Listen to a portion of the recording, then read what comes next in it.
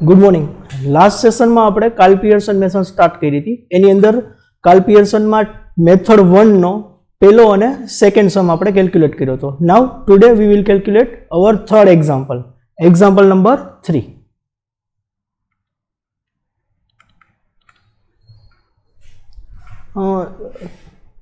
First અને second એક્ઝામ્પલમાં તમે જોઈ શકો છો કે there are only two variable x and y. Third એક્ઝામ્પલની અંદર ત્રણ વેરિયેબલ આપ્યા છે, x1, x2 અને x3. અને આપણે શું ફાઇન્ડ કરવાનું કીધું છે? Using Karl Pearson method find r12, r13 and r23. એટલે કે કોરિલેશન ફાઇન્ડ કરવાનો છે x1, x2 વચ્ચેનો, x1, x3 વચ્ચેનો અને x2, x3 વચ્ચેનો. એટલે કે આ સમની અંદર આપણે ટોટલ 3 સમ કાઉન્ટ કરવાના છે. ત્રણેય વચ્ચેનું રિલેશન આપણે ફાઇન્ડ કરશું. સૌથી પહેલા આપણે ટેબલ કેલ્ક્યુલેટ કરશું. x1 આપણે આપેલા છે 1, 2, 3, 4, 5. એનો આપણે સમ કરશું એટલે આપણે મળશે sigma x1 that is 15. Now x2 ની અંદર આપણે આપેલું છે 1, 4, 9, 16, 25. એનો સમ આપણે કેલ્ક્યુલેટ કરશું એટલે આપણે મળશે sigma x2 that is 55. x3 12, 14, 16, 18, 20. એનો આપણે સમ કરશું એટલે આપણે મળશે સિગ્મા x3. તમે જોઈ શકો છો x1, x2 અને x3 ત્રણેયની અંદર ઓબ્ઝર્વેશન 1 થી 30 ની વચ્ચે છે એટલે આપણે ફર્સ્ટ મેથડનો યુઝ કરેલો છે. નાઉ નેક્સ્ટ કોલમ x1 સ્ક્વેર, એટલે કે x1 વાળી જે કોલમ આપેલી છે એનો સ્ક્વેર કરશું. 1 નો સ્ક્વેર 1, 2 નો સ્ક્વેર 4,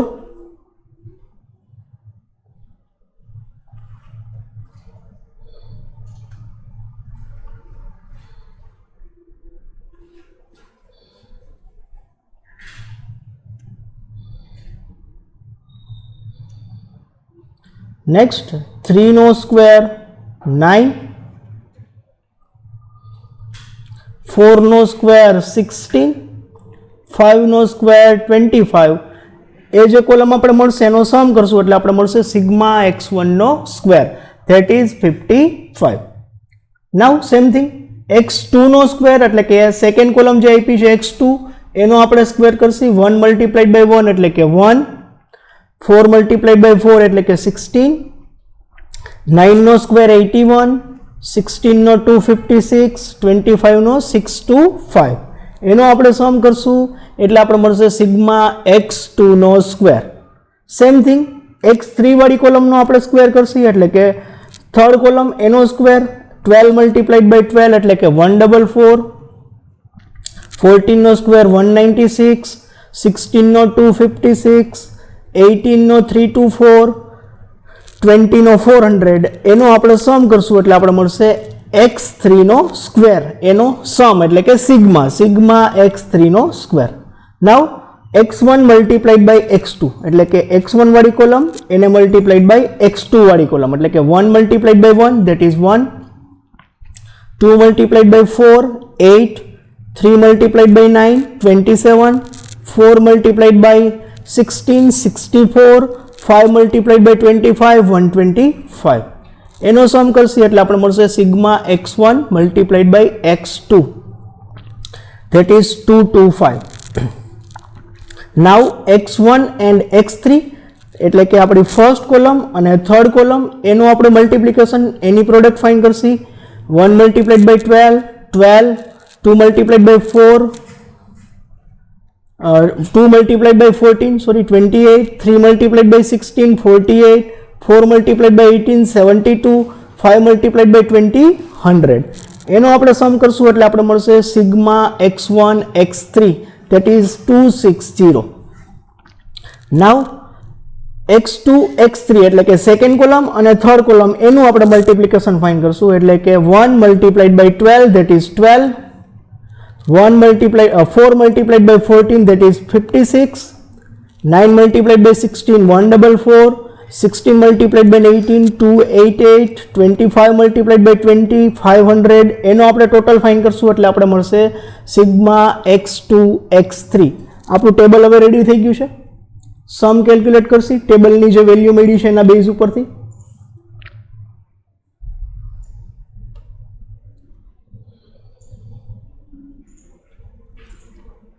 ટોટલ સમ 3 સમ કેલ્ક્યુલેટ કરવાના છે એટલે સૌથી પહેલા આપણે ફાઇન્ડ કરશું R1 અને R2 માટે equation put Karshi.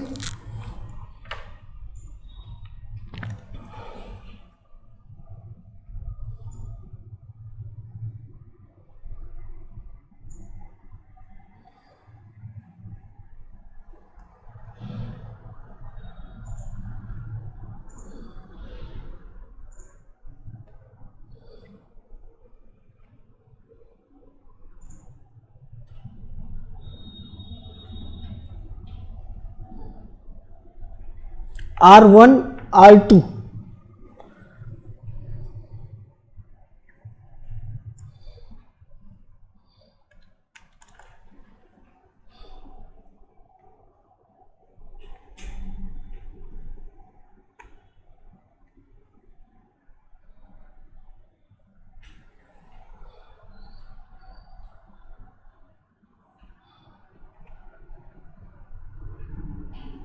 okay, we getting the table here.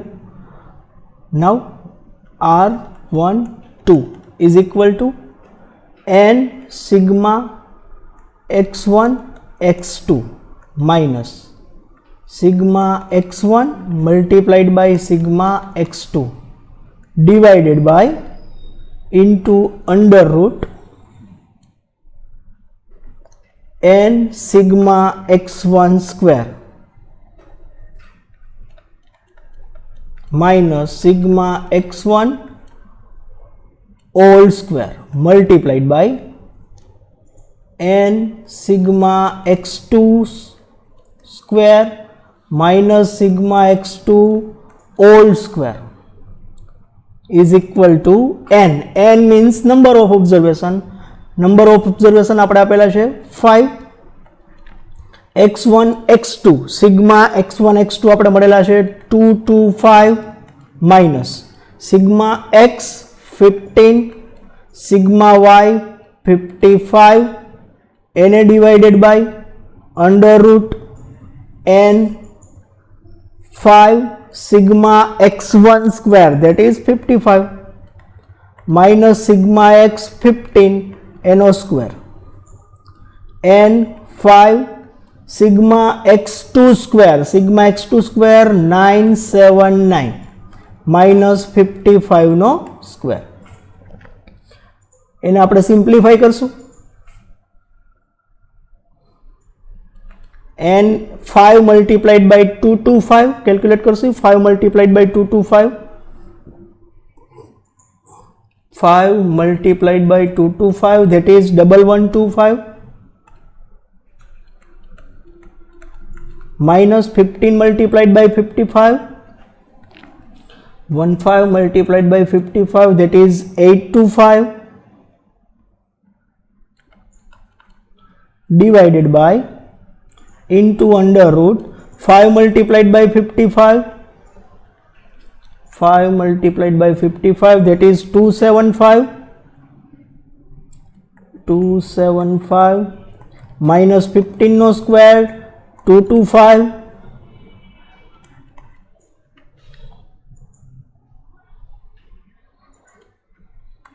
under root 5 multiplied by 979 that is 4895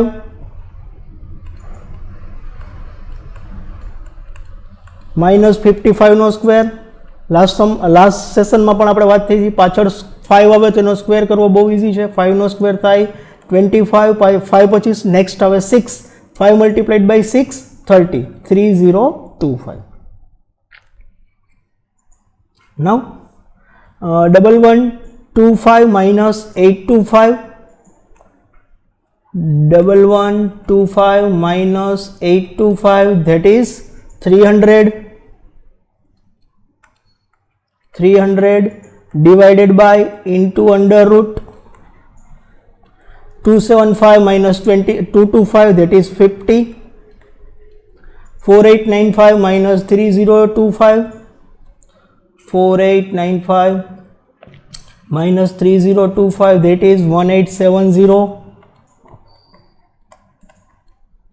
is equal to 300 divided by 50 multiplied by 870, 1870 multiplied by 50, that is 93,500, under root 93,500 is equal to 300 divided by 93,500 નું route આપણે find કરશું, એનું square root, that is 305.78, 305.78. Now 300 divided by 305.78 is equal to 300 divided by 305.78, that is 0.98. Our first answer 0.98. This is R12, એટલે કે x1 અને x2 વચ્ચેનું correlation આપણે મળ્યું 0.98. સેમ થિંગ આપણે R13 ફાઇન્ડ કરશું.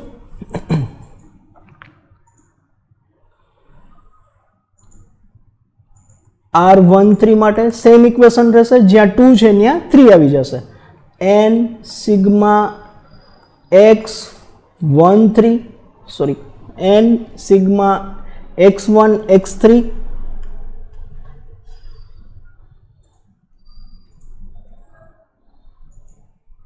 x1 x3 minus n sorry multiplied by minus sigma x1 multiplied by sigma x3 divided by under root n sigma x1 square minus sigma x1 whole square divided by n sigma x3 square minus sigma x3 whole square. બંનેની value આપણે ટેબલમાંથી find કરશું. n is equal to આપણે આપેલા છે 5, sigma x1 ટેબલમાં જોશું આપણે, sigma x1 આપેલા છે, sigma x1 15, x3 sigma x1 x3 260 minus sigma x1 આપણે આપેલા છે 15 અને x3 આપેલા છે 80, 15 and 80, x1 15, x3 80, n divided by into under root n is equal to 5. Sigma x1 square આપેલો છે 55 અને x3 square આપેલો છે 1320, 55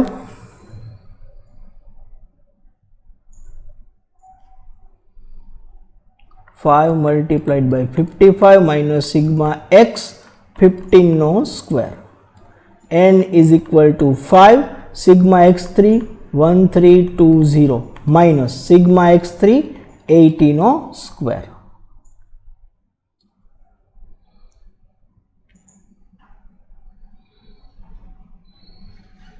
Now simplify કરશું, ઇક્વેશનમાં વેલ્યુ બધી પુટ થઈ ગઈ છે. 5 multiplied by 260,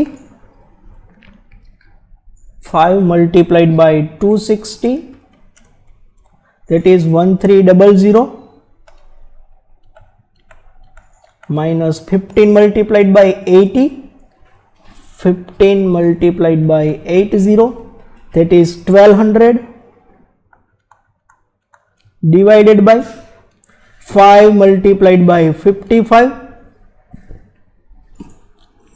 5 multiplied by 55, that is 275, 275 minus 15 no square 225, 5 multiplied by 1320, 5 multiplied by 20, that is 6600, 6600 minus 18 square, 6400. Next, 300 minus 1300 minus 1200, that is 100, divided by under root 275 minus 225, that is 50, 6600 minus 6400, that is 200, 100 divided by 50 multiplied by 200, 10,000, 10,000 and root under root 10,000 is equal to 100, 10,000 root 100, 100 by 100, that is 1. This is our R13. Now same thing, R23.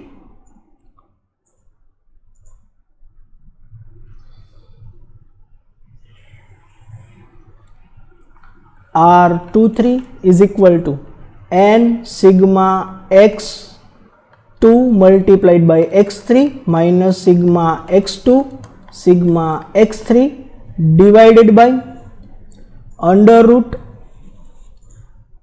n sigma x2 square minus sigma x2 all square multiply under root n sigma x3 square minus sigma x3 all square. N is equal to 5. Sigma x1 x2 x3 sigma x2 x3 આપણે ટેબલમાંથી find કરશું. x2 x3 1000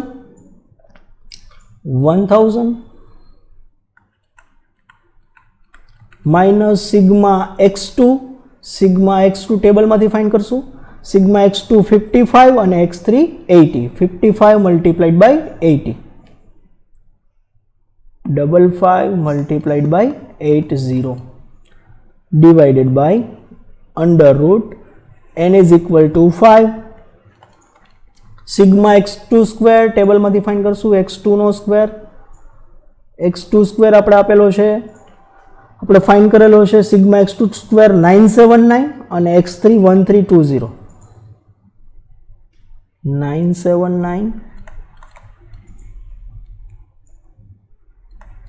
minus sigma x2 55 no square multiplied by n is equal to 5 1320 minus 80 no square. Now simplify કરશું. Equation ની અંદર બધી value put કરી દીધી આપણે. 5 multiplied by 1000, that is 5000. 80 multiplied by 55, 80 multiplied by 55, that is 4400 divided by under root 5 multiplied by 979, 5 multiplied by 979, that is 4895. 55 no square 25, 30, 3025. 5 multiplied by 1320, 6600. 80 no square 6400. 5000 minus 4400, 600. 4895 minus 3025,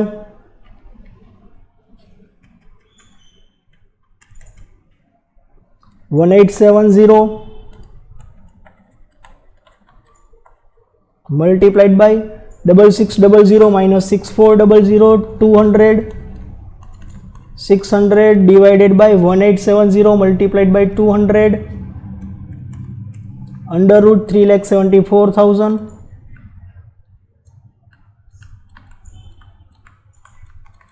એનું આપણે route find કરશું. 600 divided by 3,74,000 એનું square root 611.55.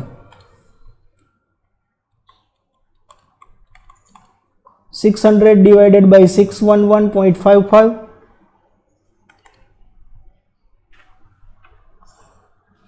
600 divided by 611.55, that is 0.98. This is our third answer, R13. So આવી રીતે આપણે ત્રણ variable આપેલા હોય ત્યારે પણ સમ કેલ્ક્યુલેટ કરી શકીએ. ત્રણેય વેરિયેબલની અંદર ત્રણ વેરિયેબલ આપેલા હોય ત્યારે ટોટલ ત્રણ સમ થાય, 1 અને 2 વચ્ચે, 1 અને 3 વચ્ચે અને 2 અને 3 વચ્ચે. This is R23, sorry. Okay, બાકીનું આપણે લેશું નેક્સ્ટ સેશનની અંદર.